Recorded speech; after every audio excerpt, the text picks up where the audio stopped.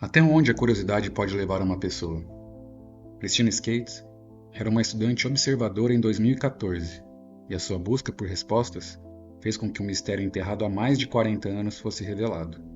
Assista o vídeo até o final para descobrir a verdade chocante do mistério no cemitério, guardado há 4 décadas. Você está no Teoria 78.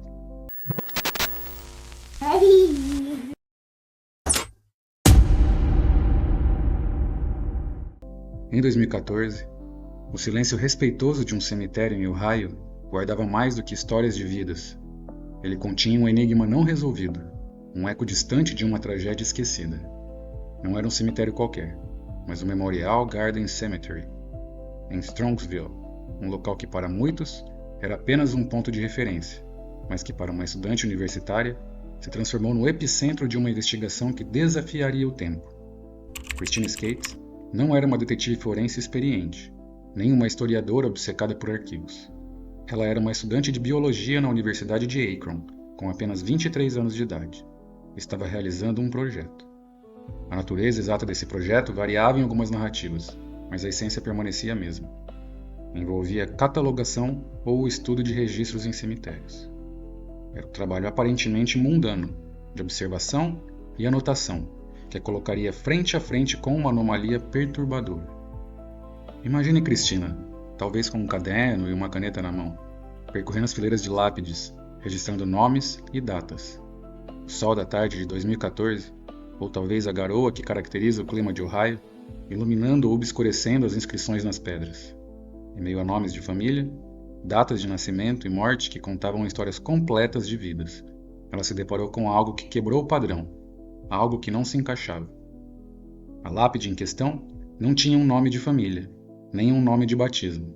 Em vez disso, uma descrição clínica e despersonalizante. Ossos de mulher branca desconhecida. Ao lado dessa inscrição gélida, uma única data, 5 de fevereiro de 1975. Essa simples, porém enigmática anotação não era apenas um registro. Era um grito silencioso que havia permanecido inaudível por quase 4 décadas. Para a maioria, seria um detalhe macabro, uma nota de rodapé na história do cemitério. Mas a mente de Christina não permitiu que fosse assim. A frieza da descrição contrastava violentamente com a realidade de que ali jazia uma pessoa, uma mulher, cujo nome havia sido varrido pelo tempo e pela negligência. A pergunta ecoou na mente de Christina. Quem era essa mulher? Por que ela estava ali, sem identidade, em uma sepultura anônima, há quase 40 anos? Sua curiosidade não era apenas acadêmica, era uma curiosidade tingida de empatia. Ela sentiu que essa mulher merecia mais do que um título sem nome. Ela merecia a dignidade de sua identidade, a paz de ser lembrada. Foi essa faísca de curiosidade, esse senso de injustiça contra uma alma esquecida, que impulsionou Christina a ir além do que seu projeto acadêmico exigia. Ela não podia simplesmente registrar a informação e seguir em frente. Aquela mulher branca desconhecida tornou-se um enigma pessoal, um código a ser decifrado. Sua primeira incursão foi o que qualquer pesquisador faria, procurar registros. Ela começou com os arquivos do próprio cemitério. O que mais havia nos livros sobre essa sepultura? Havia alguma outra anotação que pudesse oferecer uma pista, por menor que fosse? Os registros do cemitério, embora limitados, confirmaram o que a lápide dizia. Os ossos haviam sido enterrados em 15 de maio de 1975. O túmulo havia sido cedido pelo condado, indicando que se tratava de um caso não identificado e sem família para reclamar os restos. Christina logo percebeu que a informação do cemitério era apenas a ponta do iceberg. Para realmente entender quem era essa mulher, ela precisava mergulhar nos registros oficiais da época, naquilo que as autoridades haviam documentado quando os ossos foram encontrados pela primeira vez. Ela sabia que precisaria da polícia, do escritório do legista, de qualquer órgão que pudesse ter lidado com o caso em 1975. No entanto, como uma estudante comum, sem credenciais policiais ou forenses, Christina enfrentou uma barreira formidável: a burocracia. Ligações telefônicas para departamentos de polícia, e-mails para escritórios do legista, todos pareciam cair em um vazio. Muitos dos policiais daquela época já haviam se aposentado ou tristemente falecido. Os arquivos, se existissem, estariam empoeirados em depósitos esquecidos, talvez em caixas sem identificação clara. Era como tentar encontrar uma agulha em um palheiro, e o palheiro era um labirinto burocrático de décadas. Mesmo assim, Cristina se recusava a ser dissuadida. Sua insistência, seu tom educado, mas determinado, eventualmente se destacaram. Foi essa tenacidade que a levou ao tenente Don Silvis, da Polícia de Parques Metropolitanos de Cleveland. O tenente Silvis, ao que parece, era um oficial com uma mente aberta e uma apreciação pela persistência. Ele reconheceu a paixão e a sinceridade de Cristina, e em um ato de confiança surpreendente, concedeu a ela acesso aos arquivos originais do caso. Esse foi um momento crucial. Cristina não estava mais apenas lendo uma lápide. Ela estava agora examinando os relatórios policiais da época, os documentos que os investigadores preencheram em 1975. Neles, ela encontrou os detalhes arrepiantes da descoberta inicial.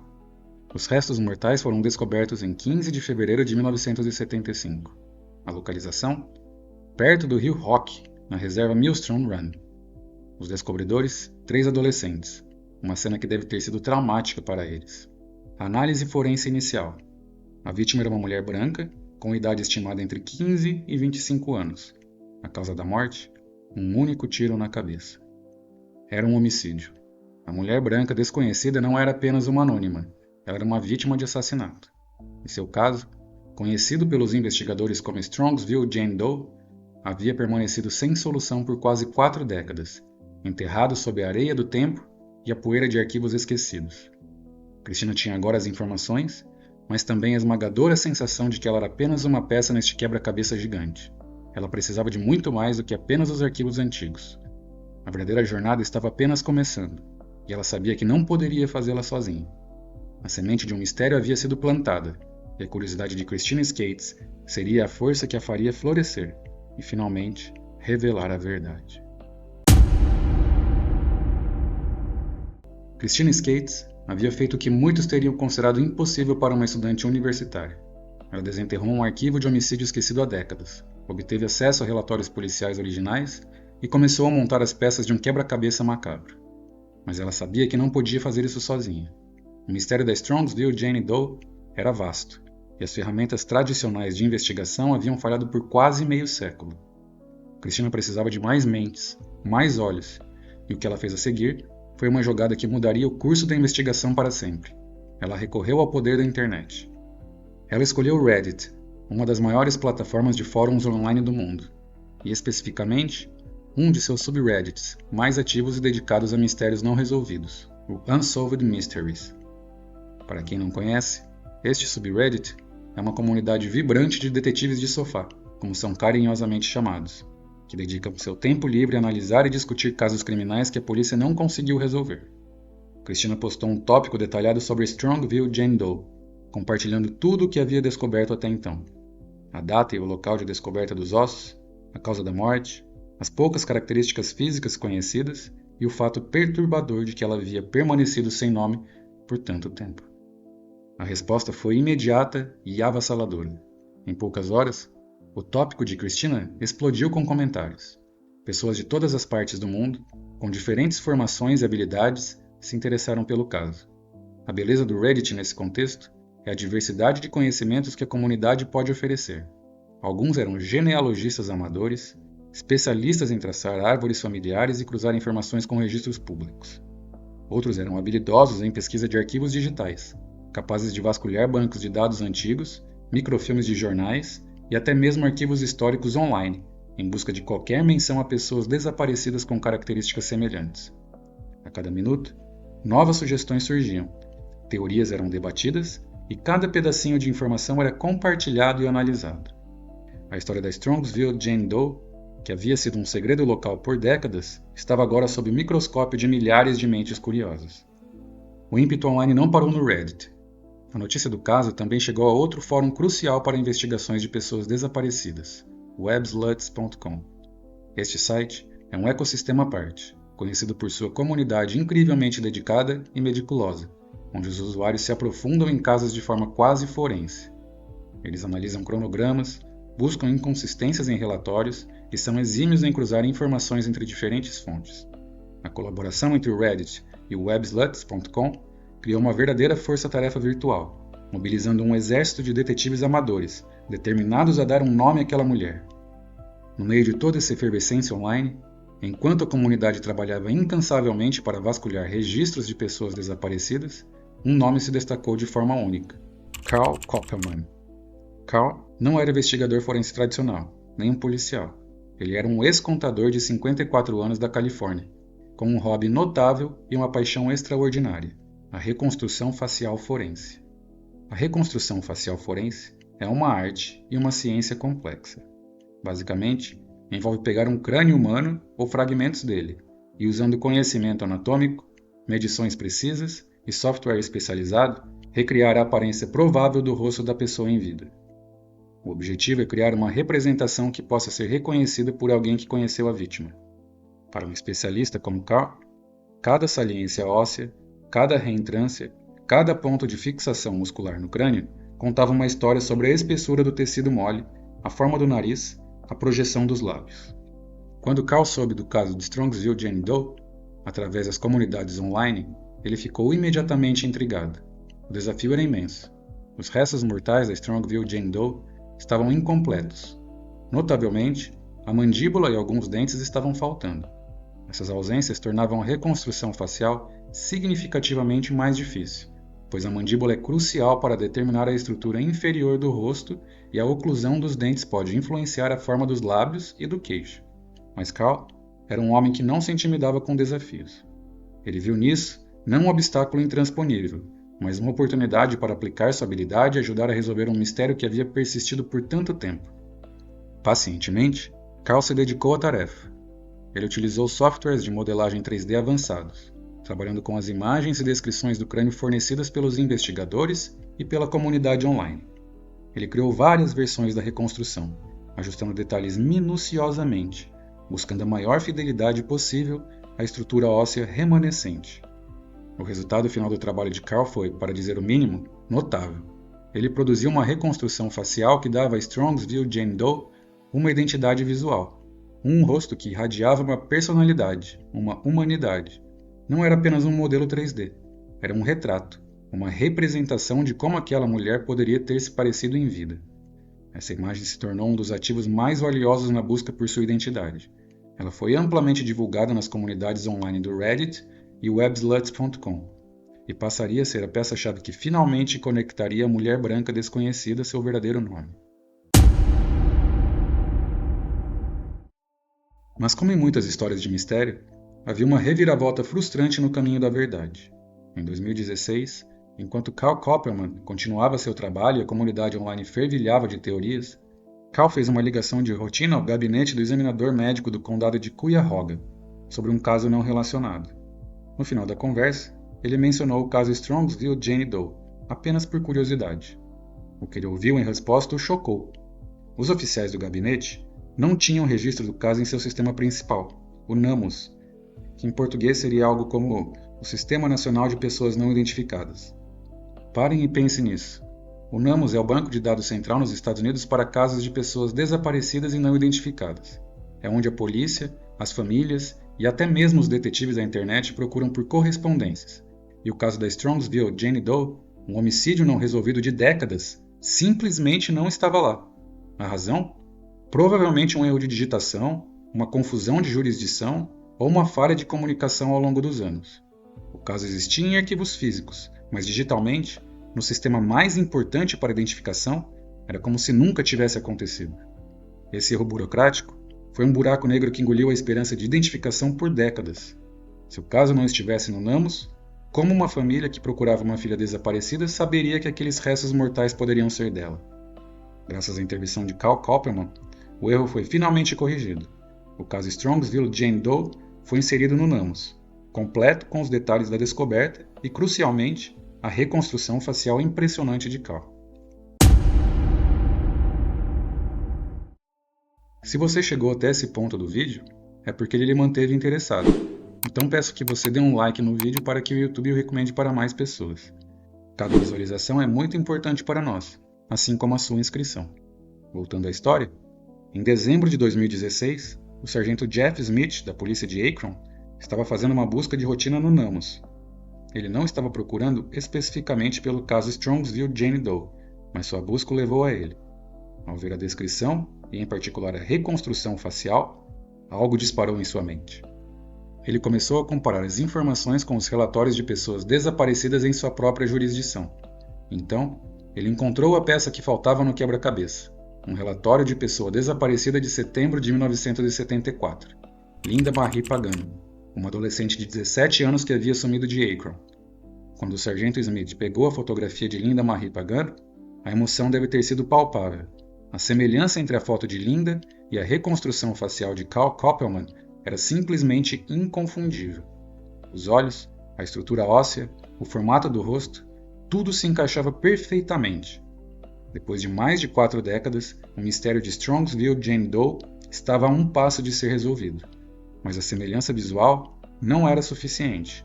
A ciência precisava confirmar. A descoberta da semelhança notável entre a reconstrução facial de Carl Koppelman e a foto de Linda Marie Pagano, aliada aos registros dentários que pareciam se encaixar, trouxe uma onda de esperança. Depois de mais de 4 décadas, o mistério da Strongsville Jane Doe estava à beira de ser desvendado.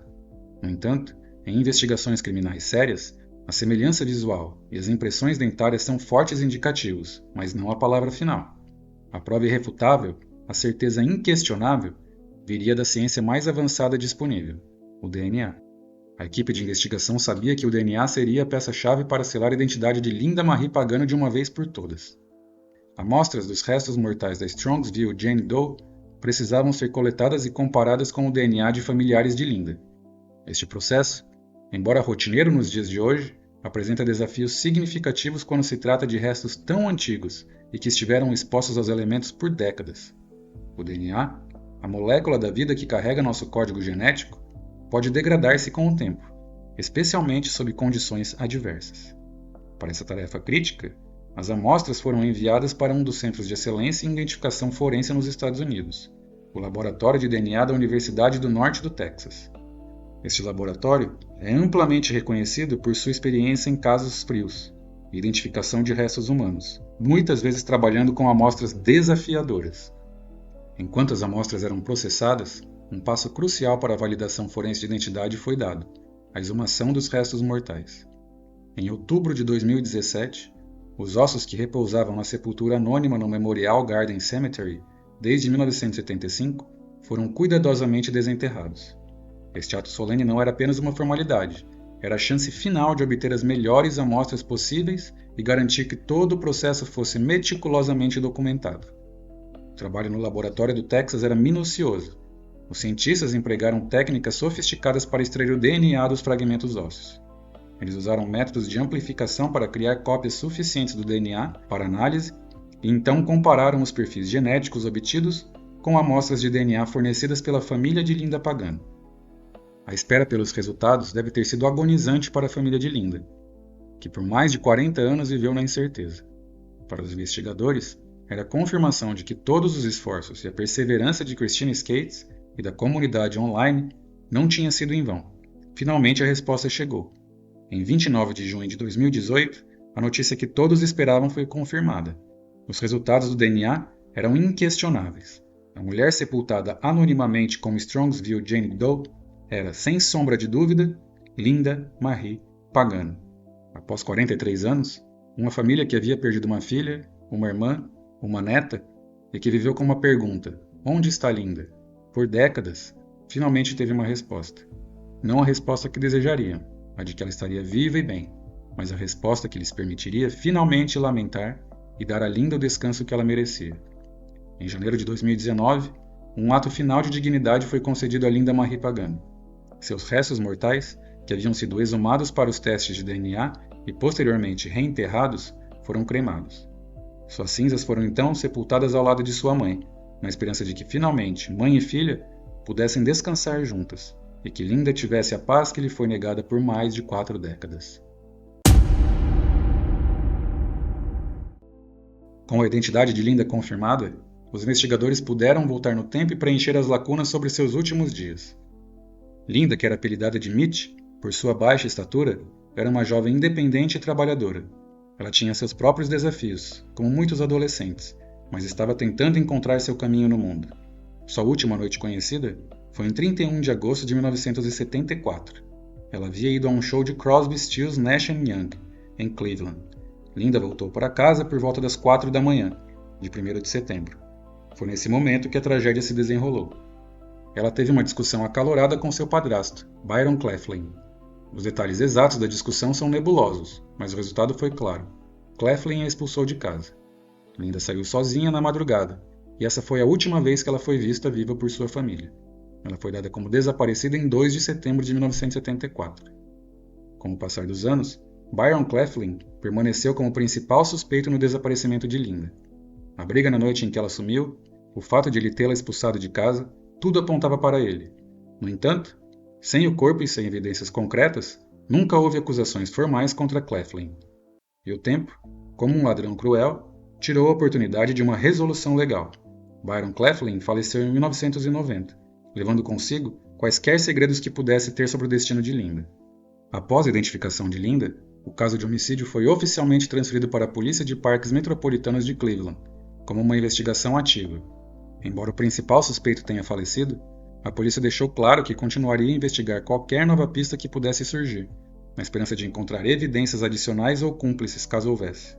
O que vocês acharam dessa história? Deixem seus comentários abaixo e até a próxima. Preparem-se, porque hoje vamos mergulhar de cabeça em um dos casos de identificação mais bizarros, intrigantes e, no final das contas, emocionantes que a era digital já viu. Esta é a história do Grateful Doe.